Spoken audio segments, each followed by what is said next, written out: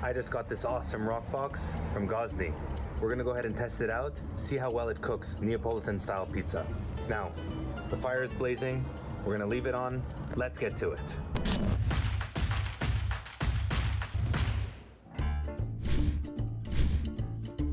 Alright, to get started, my personal favorite way is starting off with a pre-fermented dough called the poolish. A pre-fermented dough is exactly what it sounds like. It's a little bit of dough that you start off the night before you're ready to make that pizza to build on an incredible depth of flavor. We start off with 300 grams or 300 ml of water in a bowl. Then we add about 5 grams of yeast. I'm using active dry yeast. If you're using instant yeast, then just use half of that. Then you add about 4 or 5 grams of honey. We're going to give it a nice little mix and we're going to leave it for about 10 minutes. Active dry yeast needs about 10 to 15 minutes to activate. The water is not hot, it's not cold, it's just at a little bit above room temperature. And once you start to see bubbles forming in the water, your yeast is ready to go. Time to add in some flours. So a poolish recipe is 1-to-1, meaning for every 1 gram of water, you got 1 gram of flour.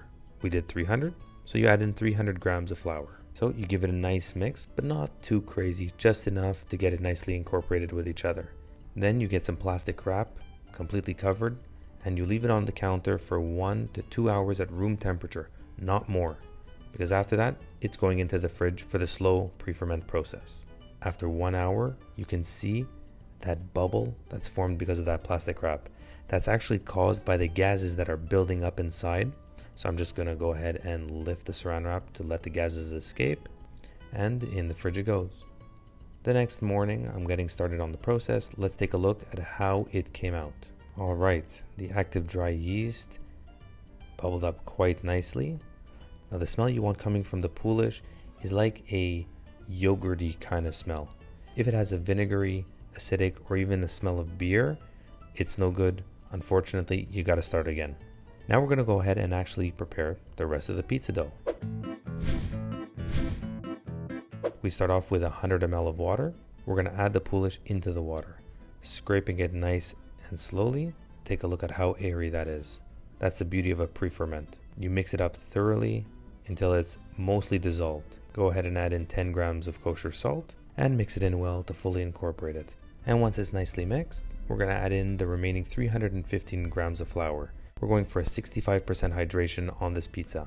I personally prefer the 65% hydration over a higher percentage or even a lower one. The reason is because I find that it gives the perfect texture and the perfect balance between airy and springy and firm and crunchy dough.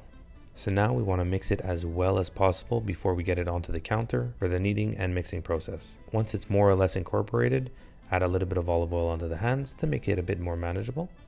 And no need to add any flour. The calculation should be just right, 65%. That means that for every 100 grams of flour you've used 65 grams of water. And now knead it until it is completely homogeneous. And then go again for another 10 minutes until when you push your finger in, it just springs back. If you feel that it's really sticky, give it a nice little twist. And here's a trick that Vito showed on his channel.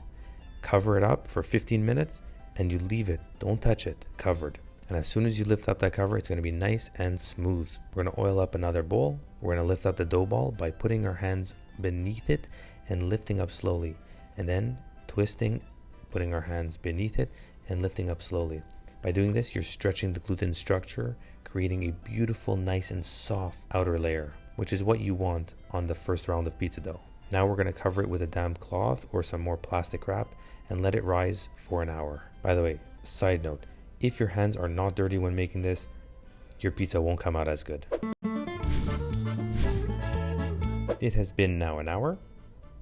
It has more than doubled in size. And we're going to get it out and keep this side on the top.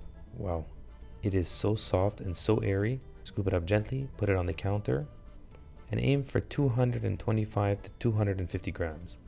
And the way to form your dough balls is exactly like this. Pinch it, twist it, pinch it, pull it around, pinch it, twist it, pull it around until you're done. Then you can either roll it on the counter just like this, or you can pinch the base, whatever's easier. Now you add in a bit of semolina on that tray that you're going to be letting them rise on. And you're going to want about 2 inches between each dough ball. Tap the top with a bit of olive oil so that when you put saran wrap on top, it doesn't stick to it. And guys, since I filmed this video, I've actually purchased pizza boxes. Personally, I find them way more convenient than these trays, but you make do with what you got. And now, for how we're going to get that authentic Neapolitan pizza. We're going to be using the Gozney Roccbox today. What's incredible about the Roccbox is it actually allows you to get up to temperatures like 1000 degrees Fahrenheit, and a classic Neapolitan pizza should be cooked between 600 and 800 degrees Fahrenheit for that optimal, perfect texture. So, we start by setting it up, attaching the propane, adding in the gas canister, and flame on. The first burn, you're going to want to let it go for at least an hour to burn off any residual oils or leftovers that may have left on during the manufacturing process. Now it's been about 30 to 40 minutes since it's been preheating. Let's take a look at the temperature on the stone itself. All right, 560, and in the back, closer to 700. So I think we're ready to make some pizzas. Everything should be ready to go when you start stretching out those balls. The freshly crushed tomato sauce, fresh mozzarella cheese, some semolina flour, and our beautiful dough balls. Starting off by getting the dough ball in the semolina and cover it completely. Push the air towards the crust. That outer layer is where the cornichon or the crust is going to be. Any bubbles that form, just pop them because those will burn. I like the crust a bit thinner, so I'm pushing the air a little bit out. And now, for the stretching, you pull using your right hand on the dough, not on the crust itself, and the left hand pulls, twists, and kind of launch it back at your wrist. Twist, put it back down, and continue. Next comes a ladle's worth of tomato sauce.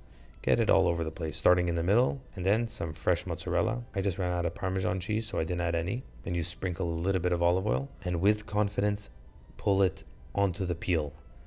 Don't do this process slowly, and everything should be happening quite quickly. If you leave that sauce too long on the dough, it will seep through, and it'll be harder to get it off that peel.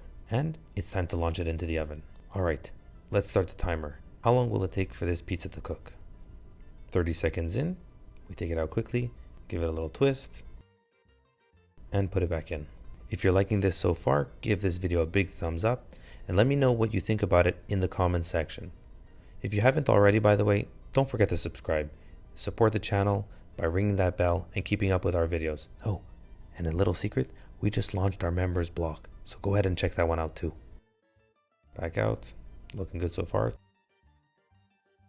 You can start to see that spotting, and the final result.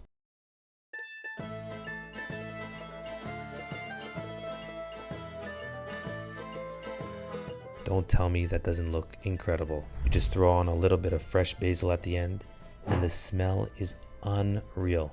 But the moment of truth, the taste test. All right, let's go ahead and taste it. Whoa. The cheese is That's right, the cheese is out of control. Look at that spotting. Beautiful melting. It's hot as heck.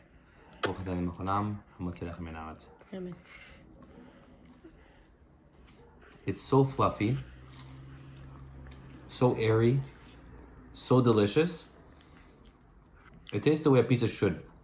I can imagine eating this entire thing and not going to bed stuffed, I'm not feeling well.